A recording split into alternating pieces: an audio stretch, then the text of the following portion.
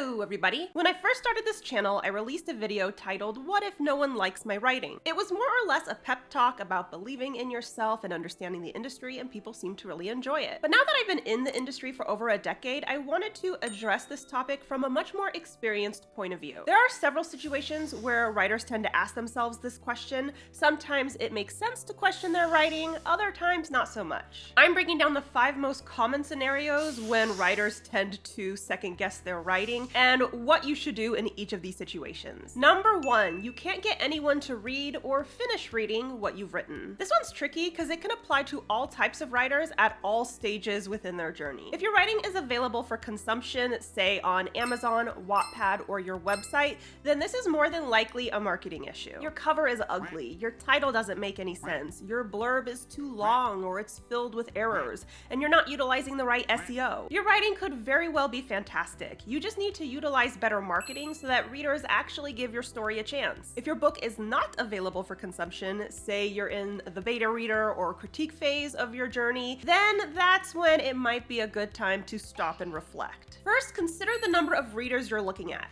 If you enlisted 2 critique partners and they both flaked, chances are you just enlisted flaky critique partners. It happens. That probably has nothing to do with your work and more to do with their character. But if you enlisted 10 beta readers and 9 of them don't finish the story, then that probably is reflective of an issue within your work. I encourage you to ask these betas why they weren't able to finish. Don't be defensive, remain diplomatic, and be open to hearing what about your story just isn't working. This certainly doesn't mean no one will like your writing, it just means you have to tweak what you have in order to capture readers' attention. Number 2, your critique partners and beta readers are giving you negative feedback. First off, are these people offering criticism or are they being haters? Learn to tell the difference. Criticism is defined as the analysis and judgment of the merits and faults of a piece of work. A hater, on the other hand, is someone who's just being a dick. Both criticism and hatred can make us feel insecure about our work, but criticism helps us grow as writers, whereas hatred is just meanness for the sake of it. Constructive criticism is sought out and requested. You asked this person for their feedback. If someone barges in on your life insistent on giving criticism you didn't ask for, they might be a hater. But sometimes we request criticism and we can't tell if what we received is indeed criticism or just assholism. Say I've written a character who lacks agency and my critique partner is trying to tell me that. Criticism looks like, this is the 3rd scene where the main character has allowed other people to control their thoughts and actions. I understand some people are naturally passive, but seeing as they're the main character, readers are going to expect them to have some agency. Since they don't have their own voice, they're not particularly compelling to read or likable. Fleshing out the character could help a lot with this. Hate, on the other hand, looks like this. You cannot be serious. It's been 3 chapters and they're still a total pussy. If I were there, I would be so tempted to slap them. Oh, thank you. I'm getting little butter kisses.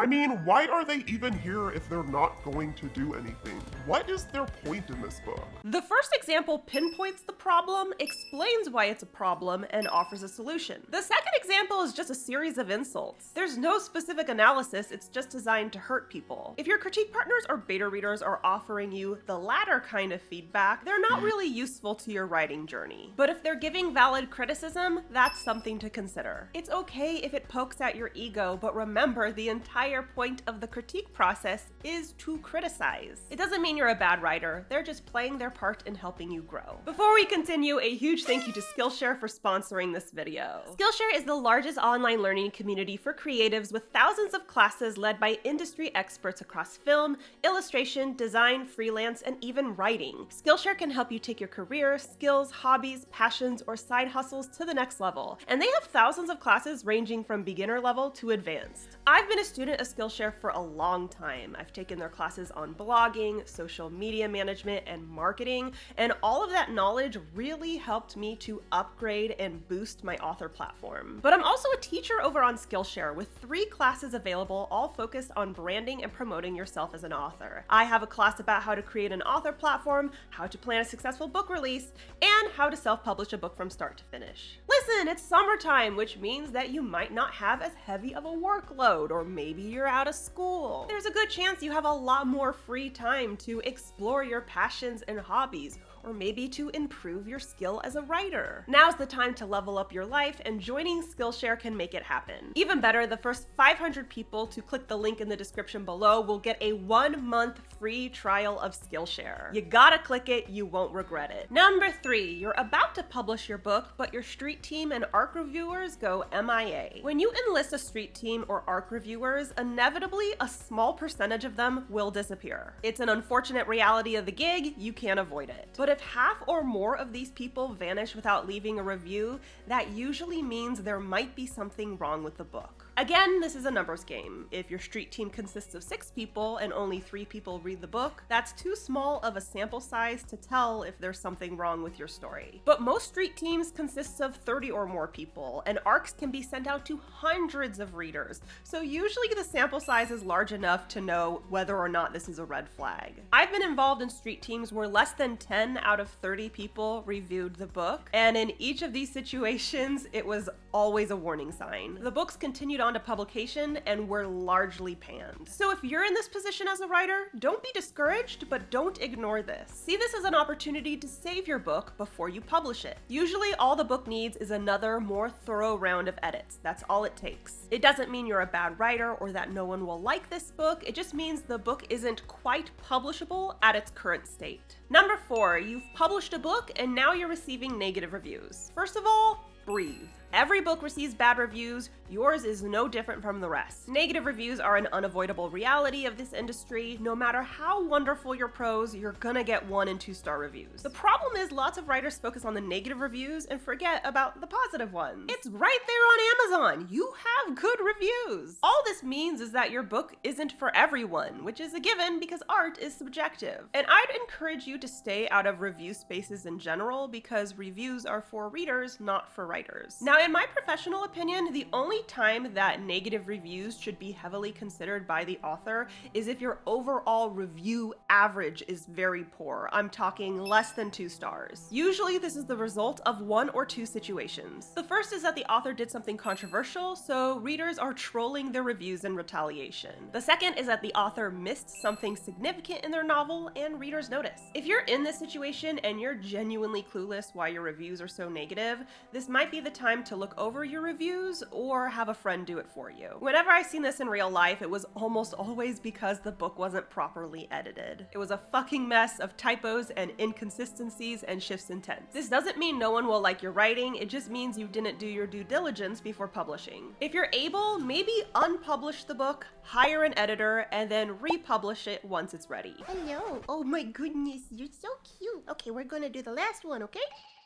Okay. And number 5, you haven't received negative feedback, you haven't published your book yet, but you're still afraid no one will like it. It's normal to be afraid of negative reviews. It's normal to be afraid that you might not be that good of a writer. But if you genuinely believe no one will like your book, not a single person, you're being melodramatic. First of all, whether a book is good or not is largely subjective. However, there are some books out there that are widely considered objectively bad, and they still have rabid fan bases. I mean, 50 Shades of Grey got a movie series. There is a 0% chance that you are the one writer in this entire world who cannot please a single reader. But Jenna, my book is obscure. My concept is different. I don't know if people will get it. Monster erotica is a thriving genre with a very large fan base.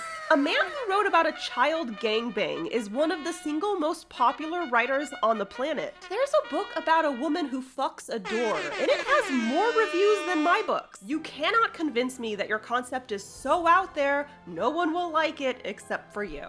Did you know there's a book out there about a haunted vagina? 'Cause there is. This is not my way of promising that you're a good writer or that you're writing a good story, because I don't know you like that. I'm just saying that this fear, especially with no feedback to go off of, isn't doing you any favors. I recommend looking at the countless terrible books that have received fame and fortune as a source of motivation. If that shit can get readers, there is no reason why you can't. So that's all I got for you today. If you need help writing your very own novel, check out my writing craft book, Shut Up and Write the Book. It's available at all major retailers. If romanticism fantasy is more your vibe, check out the first books in my dark fantasy romance series, The Savior's Champion and The Savior's Sister. They're available at all major retailers, they're award winners, and you want to get on the hype soon because the third book in the series, The Savior's Army, is on its way. And don't forget to subscribe to my channel. I post new videos on Wednesdays and live streams on Mondays, and if you want to be alerted as soon as I upload, ring that bell. Bye! This is Rondies.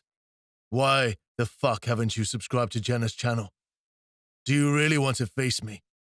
If you don't do it, you know what will happen. I'll rip out your tongue, torture you, then leave your rotten corpse out for the birds to feast on it. Now press the goddamn button. And the bell too.